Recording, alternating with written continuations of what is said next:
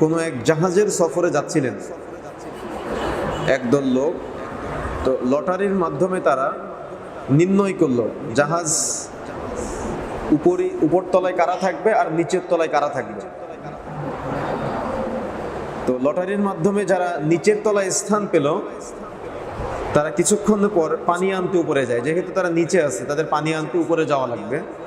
তো পানি আনতে উপরে যায়, তাদের যেতেও কষ্ট, আবার যারা উপরে আছে এরা আসার কারণে তারাও বিরক্ত। ভালো করে বুঝেন, নিচের লোকজন পানি আনতে যাচ্ছে, মনে করেন 14 তলা উপরে, আনতে যাওয়াও কষ্ট, আবার যারা উপরে আছে তারাও বিরক্ত হচ্ছে।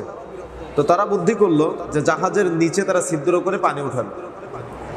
তো উপরের যে ভাইরা তারা আবার দেখতেছে যে ছিদ্র করতেছে। তখন উপরের ভাইরা জিজ্ঞাসা করছে যে আপনি কি করতেছেন, আপনারা কি করেন? তখন বলে যে আমরা তো উপরে পানি আনতে যেতে কষ্ট হয় আমাদের, আবার গেলে আপনারাও বিরক্ত হন, এজন্য নিচ থেকে ছিদ্র করে পানি উঠাচ্ছি।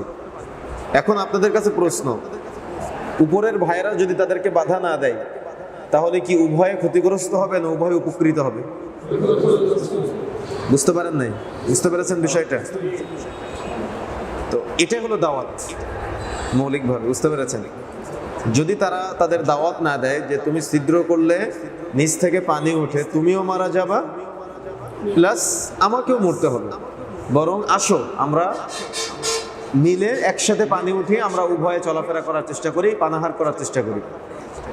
তো এটাই হলো দাওয়াত। যদি আপনি দাওয়াত না দেন, তো আপনি দাওয়াত না দেওয়ার কারণে আপনি কতটুকু মুক্তি পেতে পারবেন সেটা অনেক কঠিন বিষয়। আল্লাহ সুবহানাহু ওয়া তাআলা বলছেন, ইয়া আইয়ুহাল্লাযীনা আমানু কু আনফুসাকুম ওয়া আহলিকুম নারা, হে ঈমানদারগণ তোমরা নিজেরা জাহান্নামের আগুন থেকে বাঁচো, তোমাদের পরিবারদেরকে জাহান্নামের আগুন থেকে বাঁচাও। আল্লাহ কি শুধু নিজেকে বাঁচতে বলেছেন নাকি পরিবারকেও বাঁচাতে বলেছেন? নিজেরা বাঁচতে হবে প্লাস পরিবারকে বাঁচাতে হবে, নিজেরা জানতে হবে প্লাস পরিবারকে জানাতে হবে। আমি মাগরিবের পরে আপনাদের নোয়াখালীতে আলোচনায় আজকে বলতেছিলাম যে তাফসিরের আলোচনা আমরা শুনতে চাই, কিন্তু আমাদের কারোর বাড়িতে তাফসির নাই। আমরা হাজার হাজার টাকা দামের হরেক রকমের বই কিনে বাড়ি সাজাতে পারি, কিন্তু আফসোস মুসলিমদের যে আমার বাড়িতে একটা সিরাতুর রাসূল নেই, অর্থাৎ রাসূলের জীবনী নেই। আফসোস আমাদের যে আমার বাড়িতে নবীদের কাহিনী নেই। আফসোস আমাদের যে আমাদের বাড়িতে তাফসিরুল কোরআন নেই, অর্থাৎ কোরআন মাজিদের কোনো তাফসির আমাদের বাড়িতে নেই। তো আমরা আসলে কেমন ভাবে আমাদের সন্তানদেরকে নবীর সিরাত শিক্ষা দিব? আমরা আসলে কিভাবে আমাদের সন্তানদেরকে সে আদম আলাইহিস সালাম থেকে মুহাম্মদ সাল্লাল্লাহু আলাইহি সাল্লাম পর্যন্ত নবীদের জীবনে শিক্ষা দিব? সম্ভব কি? সম্ভব তো না।